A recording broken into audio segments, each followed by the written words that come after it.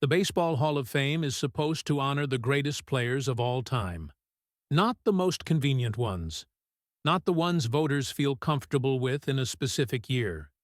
The greatest players. Period. And today, we're talking about two players who clearly belong in Cooperstown: Andruw Jones and Carlos Beltrán. Let's start with Andruw Jones, one of the best defensive outfielders in baseball history. Maybe the best defensive center fielder ever. 10 Gold Gloves, over 430 home runs, a key piece of a dominant Braves dynasty.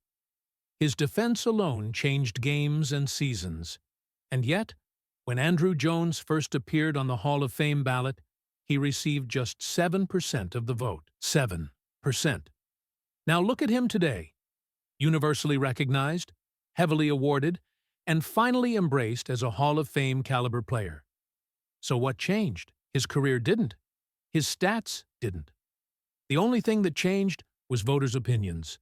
And that's the problem. A player is a Hall of Famer the moment he retires. Not 7 years later, not 10 ballots later, not when the narrative finally feels right. The same conversation applies to Carlos Beltrán, one of the most complete players of his generation. Over 2,700 hits, power, speed, defense, postseason excellence. A true five-tool player who delivered year after year, both in the regular season and in October. Beltrán was elite for a long time. He didn't just have peaks. He had consistency, longevity, impact, leadership. So why do players like Jones and Beltrán have to wait?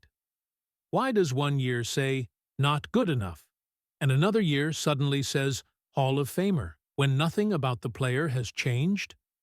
The Hall of Fame voting system too often feels like a waiting room, not a judgment of greatness. Voters hesitate, send messages, or punish players by making them wait, even when the resume is already complete. Baseball history doesn't change year to year. Greatness doesn't expire or mature over time. If a player is a Hall of Famer, he's a Hall of Famer. Not eventually. Not after a few more ballots. Not once the voters are ready. Andruw Jones and Carlos Beltrán prove that the biggest flaw in the Hall of Fame isn't the players. It's the process. And if we're serious about honoring baseball's greatest, it's time the voting reflected that.